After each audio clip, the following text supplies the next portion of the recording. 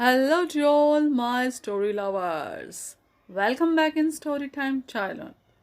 I'm Pallavi reading Wise and Otherwise book for you. This is the chapter number 7. In India, the worst of both worlds. Now, the Sudha Murty shares her experience. Now, let's go through it.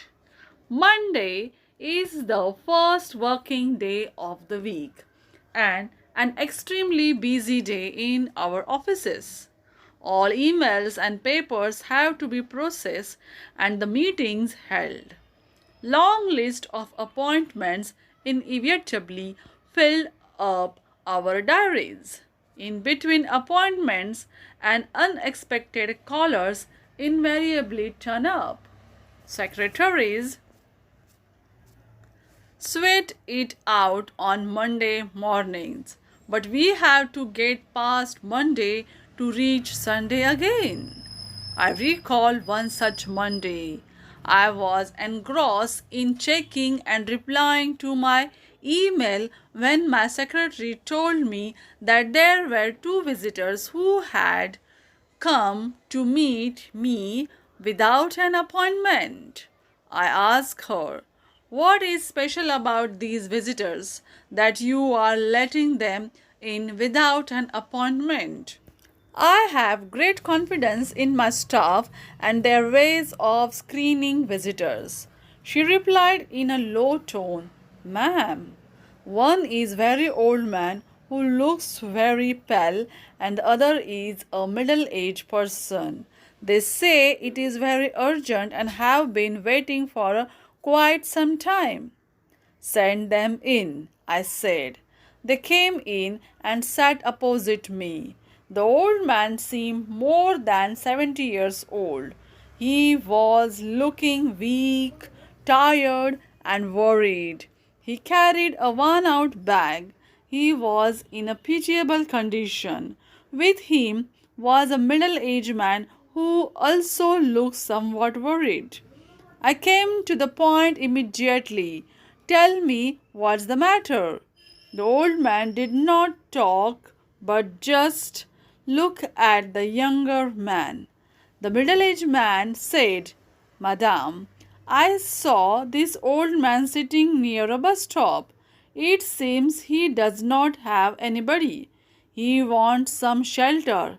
Unfortunately, he does not have any money." This middle aged man wanted to go on with all kinds of explanations. I often come across people who beat around the bush quite unnecessarily. They never tell you what they want directly. As I am used to such things, I often cut them short, even at the risk of sounding curt. "What do you want me to do?" Ask outright. "I have read a lot about your work. I want you to help this gentleman." "Do you have anybody?" I asked the old man. Tears well up in his eyes. In a low voice, he said, "No, I don't have anybody." "What about your family?" "No, I don't have anybody." "Where were you working before?" I asked many questions and he gave reasonably satisfactory replies. I felt bad for the old man. He had no money and nobody to give him a helping hand. It was a sad case. I thought of an old age home with which we had regular contact. I called this home and told them that I was sending an old man there and that he should be kept there until we decided what we could do for him. The middle aged man said, "Do not worry, I'll go with him and leave him there. From there, I will go to my office." Then they left my office. Soon I got lost in my world of work, visitors, vouchers, budgets, and so on. Now that I forgot the old man's case. Once in a while, I would call the old age home and inquire about him. They would tell me that he was fine. I never had time to think more about him. I used to send money every month to the old age home. One day I got a call from the caretaker of the home saying that the old man was very sick and that they had admitted him to hospital. Could I come in the evening? I went to see the old man at the hospital that evening. He was really unwell. The doctors felt his condition was critical and that he did not have long to live. I thought there might be somebody he wished to see at a time like this. Maybe not his own children, but perhaps a nephew or a sister or a brother, at least a friend. Was there anybody we could inform? I asked him. Do you want to see anybody? We will call whomever you want. Do you have anybody's phone number? With a trembling hand, he wrote down a number and gave it to me. We called the number and informed the person at the other end that the old man was critical. After some time, a person came to see him. He looked anxious and worried, and he went straight to the old man. I thought I had seen this man before. I tried to jog my memory, but in vain. I just couldn't remember why the old man's visitor seemed so familiar. Perhaps he resembled someone I had met on my travels. Meanwhile, the doctor came out and told me that the old man had breathed his last. I felt sad. I neither knew him nor had any contact with him, but somehow I felt very sad. After a few minutes, the visitors came out. He had tears in eyes. He sat down quietly on a bench. The whole place was quiet and depressing.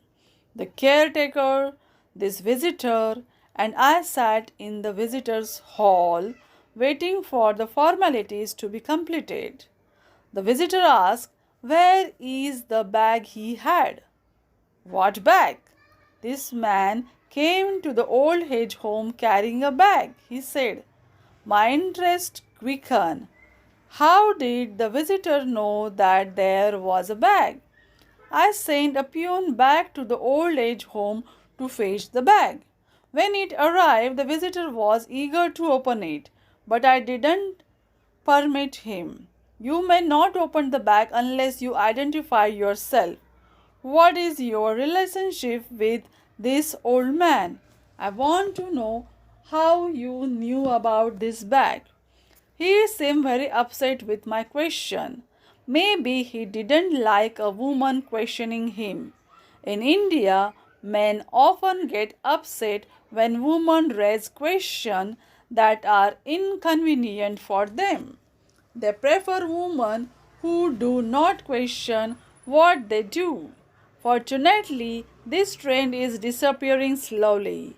It was I who accompanied him and left him at this home, said the man. Who are you? I was very curious. I am his son. You can imagine how shocked I was. Now I remember he was the middle-aged man who had come to our office that Monday morning claiming that he had found the old man sitting near a bus stop. I was very upset. Why did you lie to me? Of course, he had a story to tell. I have problems at home, he said. My wife never liked my father. She asked me to choose between her and him. At that time, we read about your foundation. We thought then that our problem could be solved without money. He said he had no choice but to appease his wife because it was she who owned the house they live in. What a way to solve your problem, I protested. We help people who are orphans, but not orphans with children.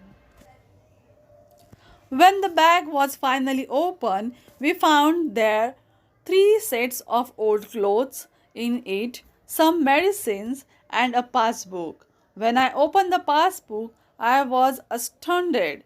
The old man had a bank balance of more than lakh of rupees. The old man had put down a nominee for the account, his son, the same son who had got rid of him.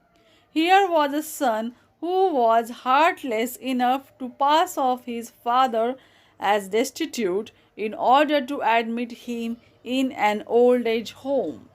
Now the same son had come to claim his father's money, though his son had not wanted to look after him and had made him lie to me that he had nobody in this world. The old man nevertheless had wanted his money to go to his son. It never would have occurred to him to give that money to the old age home that had sheltered him in his last days. In Western countries, when old people die in old age home, they often will their property to the home or the hospital that care for them. This is for the benefit of other senior citizens. They do not bequeath their money to their children, nor do the children expect their parents to do so. But in India, we have the worst of both worlds. Children neglect aged parents, and parents routinely leave their property to their children. It is shameful the way you and your father cook up this drama for the sake of a few thousand rupees. I told the man, and you are setting a bad example. Next time, when a genuinely destitute person seeks help, we will be unwilling to offer it. The memory of people like you will stay on. He hung his head in shame. Do you like this experience? Then tell me in the comment. Thanks for watching.